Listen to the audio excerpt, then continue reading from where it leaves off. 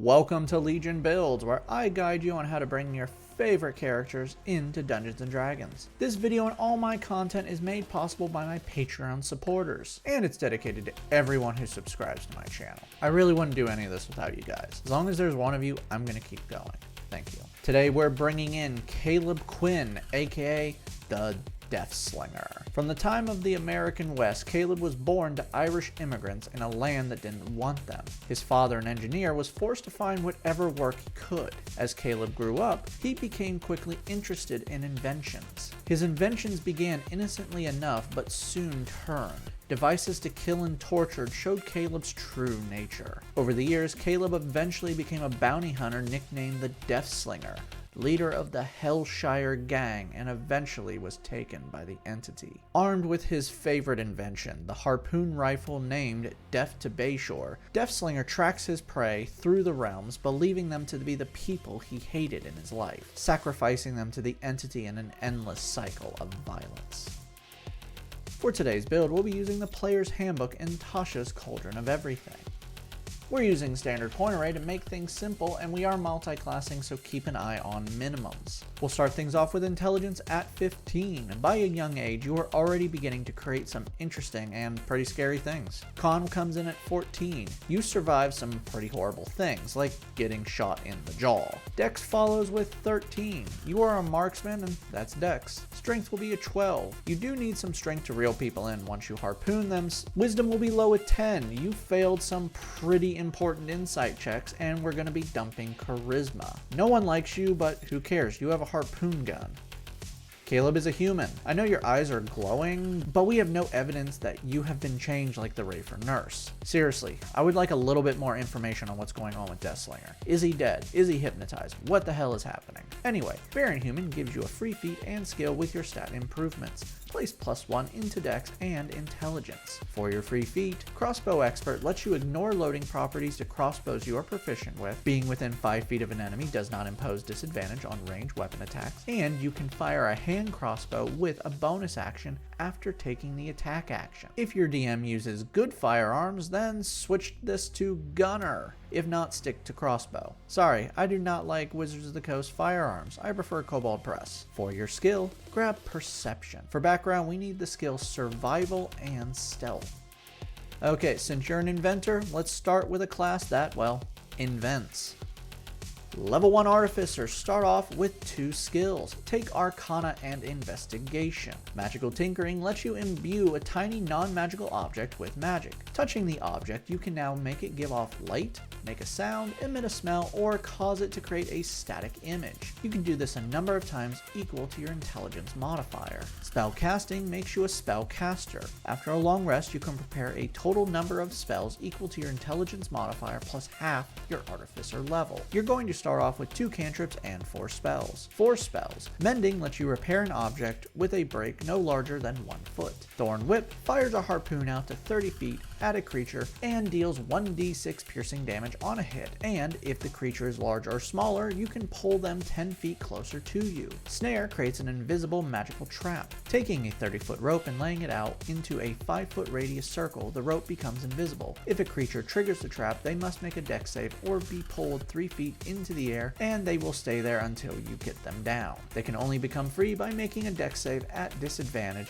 Another creature uses their action to make a successful Arcana check, or you dispel it. False Life grants you temporary HP for 1 hour that equals 1d4 plus 4. Alarm creates a safe zone for rest. For 8 hours, you can create an invisible 20-foot cube within 30 feet of you. When you cast this spell, you designate who can pass through the cube. If anyone who hasn't been designated passes through the cube, you are automatically alerted to them even if you are asleep, as long as you are within 1 mile of the cube. If you are asleep, it will automatically awaken you as well, and you can add sounds to this if you wish. Fairy Fire creates a 20-foot cube within 60 feet. Everyone within the cube must make a dex save or begin to glow. While glowing, they shed light in a 10-foot radius. If they are invisible, they are now visible, and any attack roll against them is at advantage. You must maintain the spell for 1 minute. Hey, wait a minute. Hold on 1 second. Let me see something. Hey, I'm done. That's the whole build. Thorn Whip. Wow. Thank you for joining me today. I release a new build every week. Oh, damn it. I have OCD and I'm not going to be able to do this without getting to level 20. I mean, it's not your fault you're so simple. At least you're not Trapper. His entire build is an item anyone can buy. So, what are we gonna do? Oh, okay, I know. Unlike the rest of the killers, the entity didn't give you your nickname. You already were called the Deathslinger. No one who's a pushover gets that name. So let's make you tougher and make you a real Deathslinger. Level 2 Artificers gain infused items. You can now turn non-magical items into magical ones, and you can use these magical items as your spellcasting focus. You learn 2 infusions, but can only have 2 active at once. For your infusions, Repeating Shot adds +1 to attack and damage to a ranged weapon that you're attuned to. This ranged weapon allows you to ignore the loading properties and can magically create ammunition that will vanish after it's fired. Enhanced Defense adds +1 to a piece of armor or a shield. Replicate Magic Item lets you create any magic item or a certain uncommon magic item that you wish, like Bag of Holding or Goggles of Night. All in all, I would definitely have Repeating Shot active, and if you want, also grab Enhanced Weapon, which adds +1 to a weapon's attack and damage as a backup in case you need to attune to something else. Go nuts and have fun with this. Now we need a class that can really bump up combat health and just make you all around dangerous. Level 1 Fighters have a fighting style. Archery adds +2 to attack rolls you make with a ranged weapon. Second Wind lets you ignore damage by healing yourself 1d10 plus your fighter level. Now I should also point out you are proficient in all crossbow types, not just light crossbow with Artificer. So now you can upgrade Deft to Bayshore to a heavy crossbow if you want, which I would strongly suggest doing as it has better range and damage, and we're going to be bumping you up really well pretty soon. Level 2 Fighters receive Action Surge. You can now give yourself a free action once per short or long rest. Level 3 Fighters gain their subclass. Battlemaster, found in the player's handbook, is basically whatever a fighter wants to be without any special powers. In fact, there are some who argue this should not be a subclass and instead just should be the fighter itself.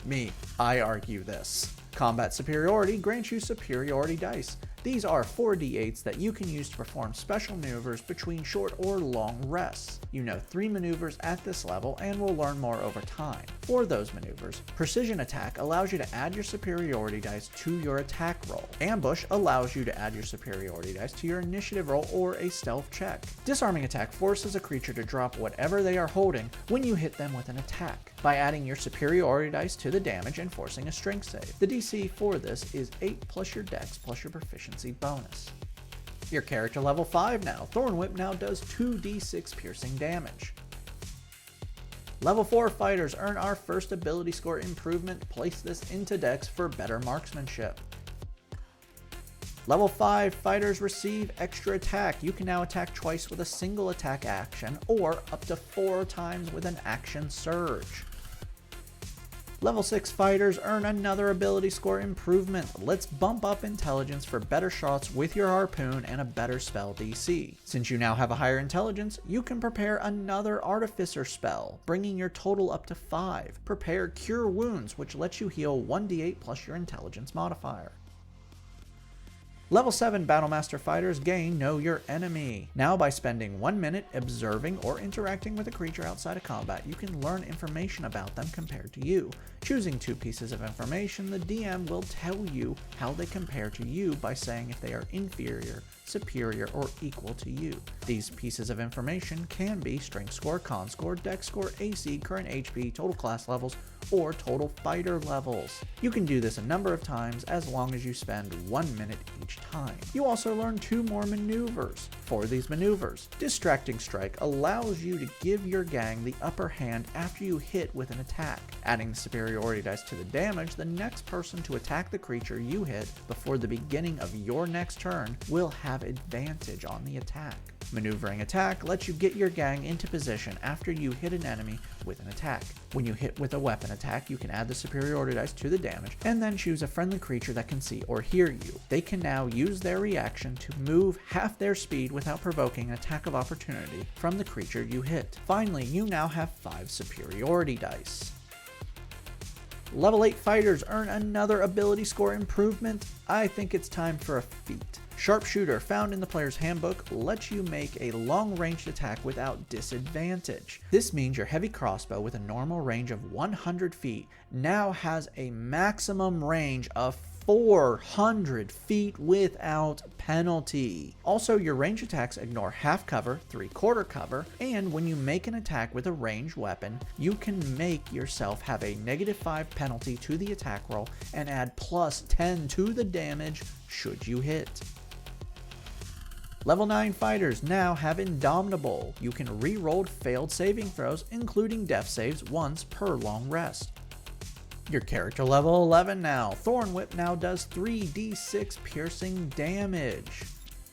Level 10 Battlemaster fighters receive improved critical. Your superiority dice are now d10s. You learn 2 more maneuvers here as well. For your maneuvers, menacing attack lets you frighten a creature you hit by adding the superiority dice to the damage. When they are hit, the target must make a wisdom save or become frightened of you until the start of your next turn. Pushing attack lets you hit someone with enough force to push them back. Hitting a creature, you can add your superiority dice to the damage, and then they must make a strength save if they are a size large or smaller. Should they fail, they are pushed back 15 feet away from you.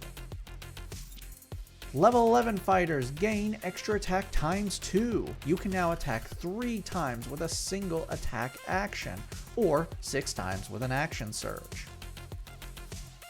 Level 12 fighters earn another ability score improvement, cap off intelligence. This means you can now prepare 6 spells. If you want to prepare another spell, I would go with Featherfall. This lets up to 5 creatures take no fall damage with a reaction. Level 13 fighters receive a second use of Indomitable between long rests. Level 14 fighters earn another ability score improvement. Place this into decks for better ranged attacks and damage. Level 15 Battlemaster fighters gain Relentless. Now when you roll initiative and have no superiority dice, you gain 1 superiority dice back. Not too good for a final subclass feature, but who cares. You also now have 6 superiority dice for your final 2 maneuvers. Trip attack lets you knock someone down that you have hit. When you hit them with a weapon attack, you can add the superiority dice to the damage. If they are a size large or smaller, they must make a strength save. Should they fail, they are knocked prone. You get 1 more maneuver, take what you want. You have all the really good ones I want to give you. Your character level 17 now. Thorn Whip now does 4d6 piercing damage. Level 16 fighters earn our final ability score improvement, Cap Off Dex. Level 17 fighters now have 2 uses of Action Surge per short or long rest and 3 uses of Indomitable between long rests. Heads up, you cannot use Action Surge 2 times in a row the same turn. Our final level is level 18 fighters and Battle Masters have their superiority dice upgraded to D12s. Now that we've hit level 20, let's recap. Your stats are Strength 10, Dex 20, Con 14, Intelligence 20, Wisdom 10, Charisma 8. Your total levels are Artificer 2, Fighter 18. Let's dive in. You truly are the Deathslinger. Your ranged attacks are +8 and your heavy crossbow is dealing 1d10 +6 magical damage at 400 feet. You can add 1d12 to this and can add multiple effects, with some of those effects having a DC 19. Your harpoon is dealing 4d6 piercing damage and can pull them 10 feet towards you. And to finish out your attacks, you can take a penalty to the attack, which only lets you add +3 to it, and then you're dealing +10 to the damage. You're also pretty hard to kill with the ability to reroll up to 3 saves. You can heal yourself 1d8 +5 or 1d10 +18, and you have 160 HP taking the average, which is pretty good for a ranged fighter. Downside: your charisma save and wisdom save are terrible, so you're going to be targeted by a lot of controlling spells, like maybe being convinced that enemies you've killed are still alive and you're actually hurting innocent people. Well, somewhat innocent people. You also have limited spell slots with 2 that recharge after a long rest. Thankfully, your only damage spell is a cantrip and your weapon attacks are already dealing magical damage, so you don't really need the spells. Just save them for emergencies. And you know what else? You're not a grunt. You're a hunter. Let the Hellshire gang handle the heavy lifting and rain down hell from a distance and harass your enemies, until you get forced into a game that you don't even know you're playing. Then you're on your own. Thank you for joining me today. I release a new character build each week on YouTube and Spotify, and now on Patreon you can help decide next week's new build. It's a Soul Eater witch battle. Who will be the ultimate witch? Will it be Medusa or Blair?